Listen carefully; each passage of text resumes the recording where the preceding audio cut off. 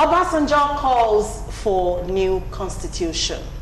Former President Olusegun Obasanjo has called for a new political order and arrangement that will strengthen our unity and make room for healthy and useful competition within the entity called Nigeria.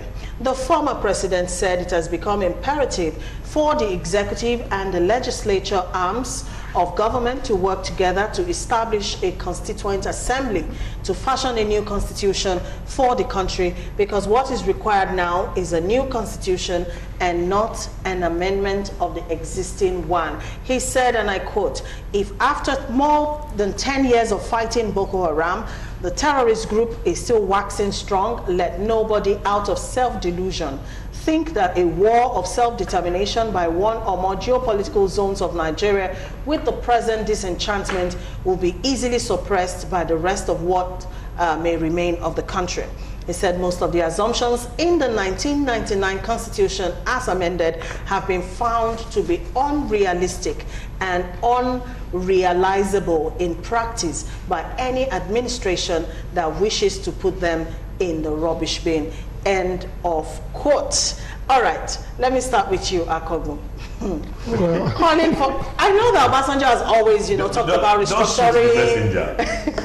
Don't shoot. He's always called for restructuring, and all of that. But he had the opportunity. He didn't have the opportunity. He just came in 1999 and Hold left in on. 2006. How could he have one opportunity? Okay, I'll get to you. People forgot that Obasanjo had the national conference. Yes. But he didn't get the third term, so that one died a natural death. Most people keep on forget that.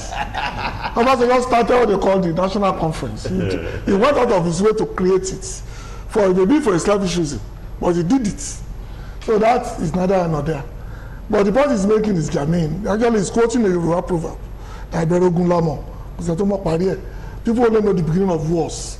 Nobody can predict how it will end. I think that's what he was trying to say in English. And he gave the Biafran example. Something applies to the Amotaco principle, same thing happens to everybody. You only know when something starts.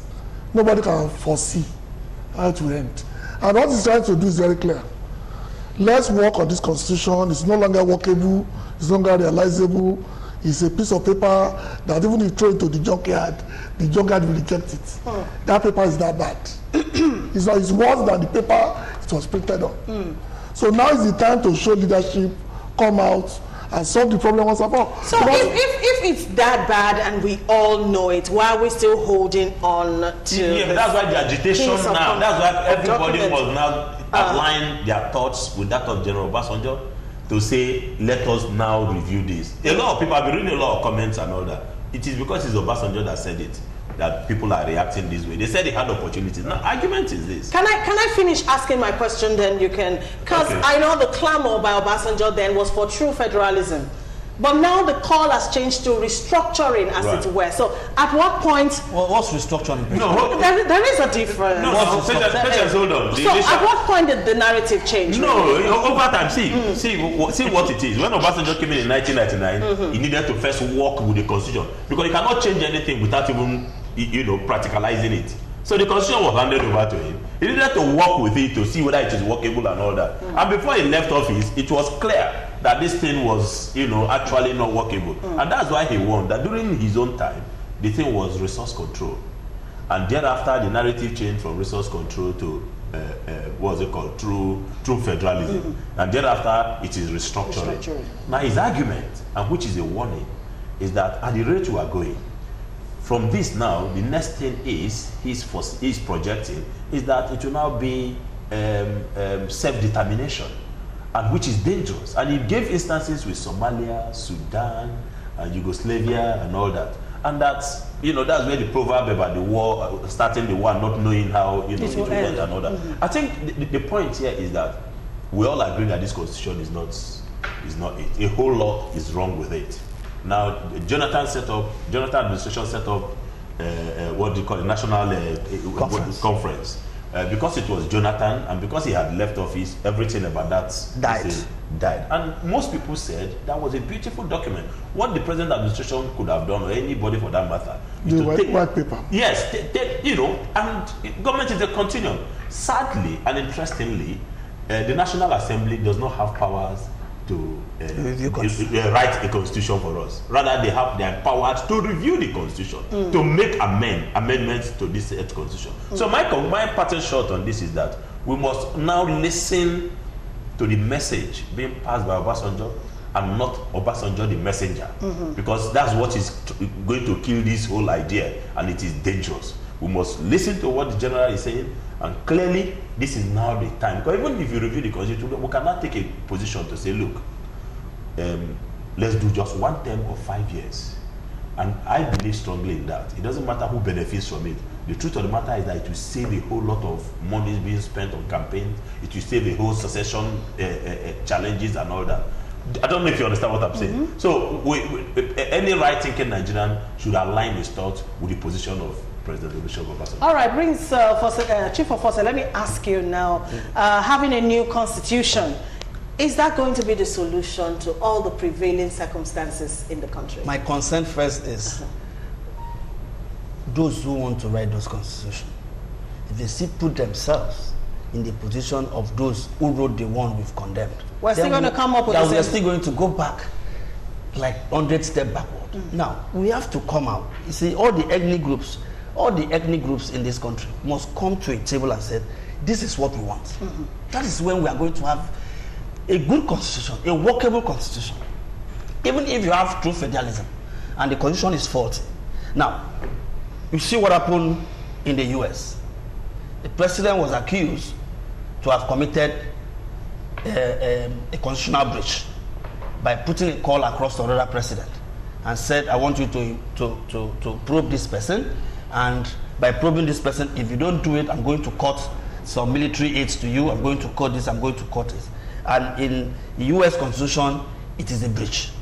Now, in the next 16, maybe 2 months, 8 weeks, that issue was brought to the close.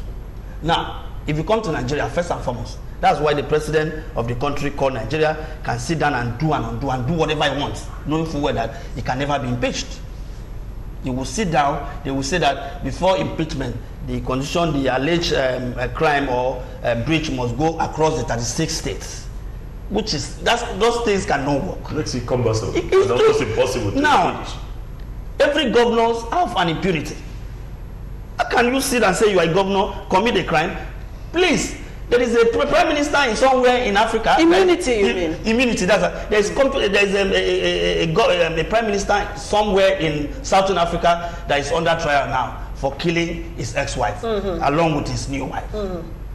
This kind of thing cannot happen until you leave office. By the time you leave office, you must have find time to close all your tracks and everything before you leave office. Now, what do we need to do as a country? First and foremost, like I said, resource control did not work because the federal government is still giving back, they're still collecting the money for oil and give the little to the region. What the resource control was meant for was that let us collect and give you what you want. If we begin to do that, this development that we talk about will come. So the problem is that first, before we begin to think about the constitution that we are going to get, why don't we think about those people? Work in the minds of those people that's going to write, that's going to author that constitution for us. That's my own challenge now. All right, so in closing, Akogo, there is nothing this like, new constitution, will it strengthen our togetherness? There is nothing like a new constitution. Basically, you have to take from what is in the past. The best constitution we had was the 1963 constitution, 1960 independent constitution, which of course was negotiated by everybody. And those who wrote it never foresee a situation where the federal government will intervene and interfere in the challenges in a particular region, supported by the other regions, to destroy that region. And they took the case to court. Then they have what they call the Privy Council in London. And they decided that yes, federal government had no rights to intervene in the regional problem. And they did the election, they did the judgment in the morning. Nigeria changed the constitution in the afternoon. They now call it the Republican Constitution, which takes away the power of Privy Council to intervene in judicial pronouncements in Nigeria. So no matter how perfect constitution you write, it's still the people that will operate it. Well said. Obasanjo in 79 thought he had the perfect constitution. to ensure that there will be no element of tribalism.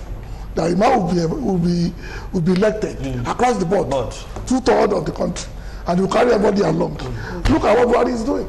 Buhari took the votes of everybody, but took the benefits to his own family and his own clan.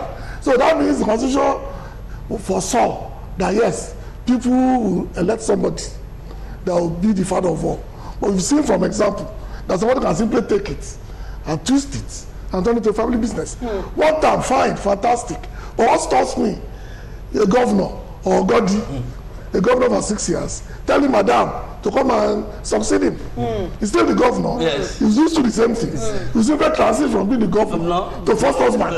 Wow. So there's always a lacuna. Yes. No one wants to write. Akogun has spoken very well. And again, any constitution that does not give room for a referendum does not give room. We are speaking today. In 1 year, the Israeli are actually voting in the third election in 1 year. 1 year. That is the constitution that is working. That is the constitution that gives somebody the opportunity to sit on when they elect you. See, the problem that we have in Nigeria is, but that's why we are bringing these people. They will never succeed. They couldn't do any business in their life coming to lead you. How? Because government is a business. You need to use the business strategy to approach governance before it works. Okay. How would we have a constitution without referendum?